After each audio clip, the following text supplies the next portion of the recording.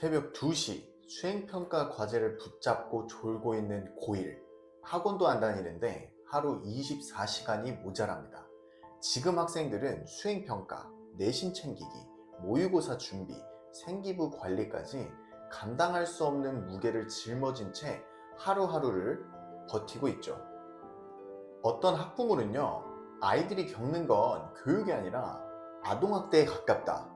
교육부를 신고하고 싶다. 이런 말 웃자고 하는 게 아니라 진심입니다.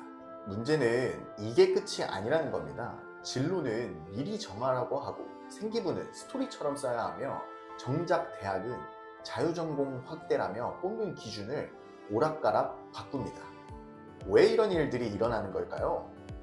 복잡하고 혼란스러우시겠지만 이 입시 제도 속에서도 고1부터 대학을 잘 가기 위한 전략이 분명히 존재합니다.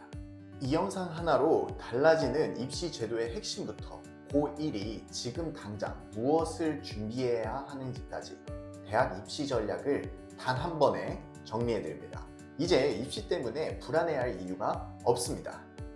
이 영상에서는요, 수행평가는 어떻게 해야 하는지, 고2 선택 과목을 어떻게 해야 하는지, 바뀐 수능은 어떻게 대비해야 하는지까지 완벽하게 전략을 세워드리겠습니다.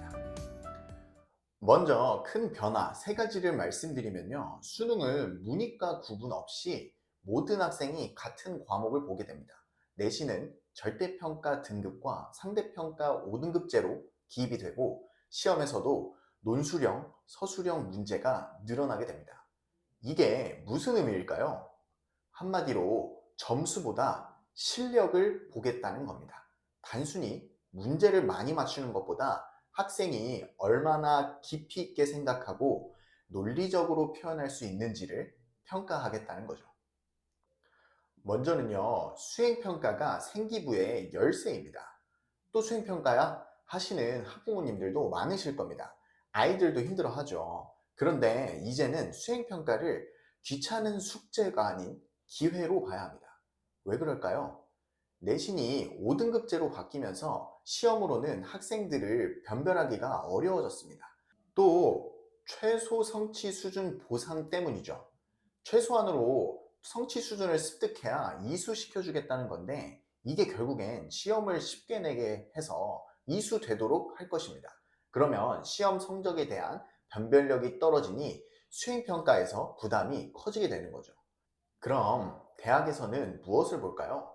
바로 생활 기록부입니다.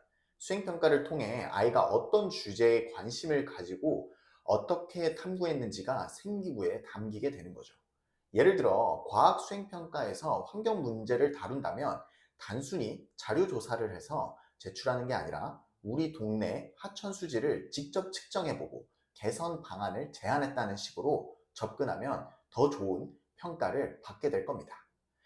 그리고 아직 진로가 안 정해졌다고 걱정하실 필요가 없습니다. 1학년 때는요, 특정 분야보다 탐구 과정이 더 중요합니다. 넓은 분야에서 탐구력이 있는 활동을 보여줌으로써 대입에서 유리한 위치를 선점할 수 있습니다.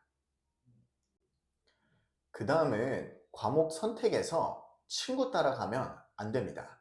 고2가 되면 여러 가지 과목들을 선택할 수 있게 되는데요. 여기서 많은 학생들이 친구가 하니까 또는 공부 시간 확보하려고 쉬운 과목을 선택하게 되는데 이건 정말 위험한 선택입니다. 대학에서는요, 이제 어떤 과목을 왜 선택했는지를 보게 됩니다. 일단 표를 보시면요, 공통 과목과 선택 과목에서 일반, 융합, 진로로 나뉘어져 있습니다. 융합 선택 과목은 여러 분야를 연결해서 생각하는 능력을 기르는 과목입니다. 이 과목을 잘 이용하시면 되게 좋아요. 과목 난이도 자체는 그렇게 어렵지 않습니다.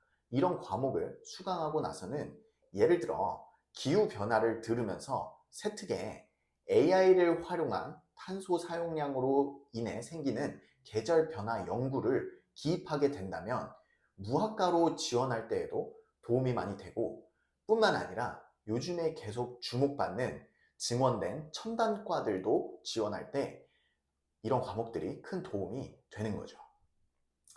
진로 선택 과목은요, 특정 분야를 깊이 있게 공부하는 과목입니다. 예전에 물투, 화투 이런 과목들이죠. 희망 전공이 뚜렷한 학생들이 들으면 좋아요. 의대에 희망 학생이 생물의 유전을 선택해서 심화 탐구를 한다면 다른 지원자보다 유리하겠죠.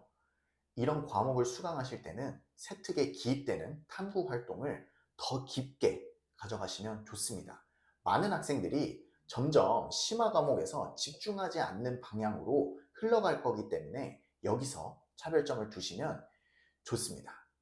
근데 만약에 자기가 다니는 학교에 자기가 원하는 과목이 안 열린다고 그냥 포기하시면 안 됩니다. 오히려 주변 거점 학교를 통해서 수업을 듣거나 온라인을 통해서 수강하고 나서 그런 과정까지 생기부에 적게 된다면 매우 큰 메리트가 될 수 있습니다. 다시 말하지만 그런 수업을 왜 선택했는지를 이제 대학이 보게 된다는 거죠. 수능은요, 이제 모두가 준비해야 됩니다. 예전처럼 수시파, 정시파 히터 이렇게 나누는 시대는 끝났습니다. 문이과 통합 수능으로 모든 학생이 같은 시험을 보기 때문에 기본기가 탄탄한 학생이 유리합니다. 통합형 수능은 만만치 않습니다. 국어, 수학, 영어는 문이과 구분 없이 같은 시험을 보고 사회과학, 탐구는 통합사회, 통합과학에서 출제되어 모든 영역을 다 알아야 합니다. 이과생도 사회과목을, 문과생도 물리를 피할 수 없다는 뜻이죠. 내신 5등급제로 수능 중요성이 더 커지게 됩니다. 내신으로는 1등급들이 너무 많아져서 변별이 안 됩니다. 그럼 대학은 어떻게 학생을 뽑을까요? 수능 최저 학력 기준을 강화하거나 수능 성적을 더 많이 반영할 가능성이 높습니다. 그럼 어떻게 준비해야 할까요? 이과 성향 학생들은 사회 영역에서 기본 점수는 확보하되 깊이 파고들기보다는 핵심 개념 위주로 정리하세요. 대신 수학과 과학에서 확실한 강점을 만드셔야 합니다. 문과 성향 학생들은 수학은 기본 개념과 유형을 확실히 잡고 과학은 일상생활과 연결된 부분을 중심으로 이해하세요. 암기보다는 원리 이해가 더 중요합니다. 중요한 거는요, 이제 하나에 올인한다. 이런 건 없어졌다는 겁니다. 마무리하면요, 핵심은 자기주도성입니다. 고등학교에서는 고교학점제로 장래희망을 정하라고 하고 또 대학에서는 무학과 선발 확대로 대학 와서 꿈을 찾으라고 하고 복잡하시죠? 근데 결국에 공통적으로 원하는 것은 스스로 생각하고 선택할 수 있는 학생입니다. 부모님께서는 아이가 자신의 관심사를 찾고 그것을 학교 활동과 연결시킬 수 있도록 최대한 도와주셔야 돼요. 힘드시겠지만 정답을 알려주기보다 너가 정말 좋아하는 게 뭐냐, 이 문제를 어떻게 해결하면 좋을까 같은 질문들을 계속 던져주시면 좋습니다. 기억하셔야 됩니다. 이제는 성적표의 숫자보다 그 안에 담긴 아이의 성장 스토리가 더 중요한 시대입니다. 아이가 학교 생활 하나하나에 의미를 담을 수 있도록 함께 고민하고 격려해 주시기 바랍니다. 이상 기적의 진쌤이었습니다. 감사합니다.